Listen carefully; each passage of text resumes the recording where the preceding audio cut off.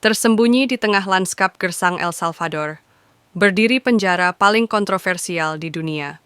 Namanya CECOT, Centro de Confinamiento del Terrorismo. Penjara super maksimum yang menjadi simbol perang tanpa ampun terhadap kejahatan geng.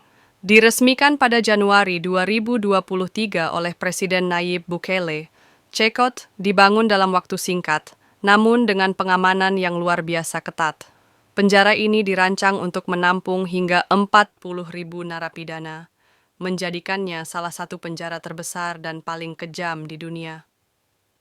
Sistem keamanannya sangat canggih, kamera pengawas 24 jam, pemindai biometrik, dan petugas bersenjata berat memantau setiap gerakan. Tak ada ruang untuk kesalahan, tak ada jalan keluar. Di dalamnya, ribuan anggota geng kriminal seperti MS Tiban dan Barrio 18 hidup dalam pengawasan ketat. Mereka tidur di lantai besi tanpa kasur remam, tidak pernah mendapat kunjungan, bahkan dari keluarga sendiri. Kehidupan mereka dikendalikan penuh, tanpa privasi, tanpa ampun.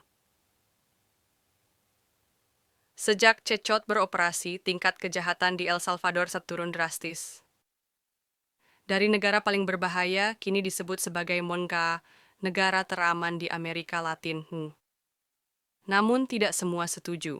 Banyak organisasi HAM mengecam perlakuan tidak manusiawi di dalam CECOT.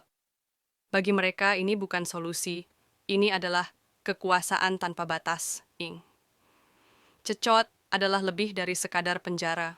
Ia adalah simbol dari negara yang memilih untuk menghadapi kejahatan dengan kekuatan mutlak, meski harus mempertaruhkan hak asasi manusia. Apakah dunia akan mengikuti langkah ini, atau justru memperingatkan bahaya dari kekuatan yang tak terkendali? CECOT, sebuah revolusi atau peringatan. CECOT, Centro de Confinamiento del Terrorismo, adalah penjara mega di El Salvador yang dibangun untuk menampung hingga 40.000 narapidana, termasuk anggota geng kriminal seperti MS-13 dan Tren de Aragua. Sejak awal 2025, penjara ini menjadi sorotan internasional karena menahan lebih dari 200 migran Venezuela yang dideportasi dari Amerika Serikat di bawah Undang-Undang Alien Enemies Act tahun 2025, 1798.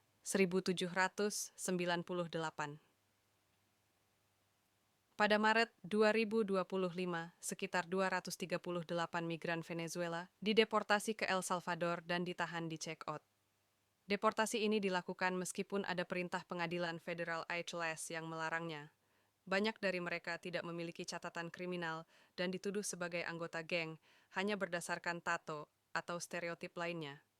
Tahanan di CECOT dilaporkan mengalami isolasi total, tanpa akses ke pengacara, komunikasi dengan keluarga, atau proses hukum yang adil.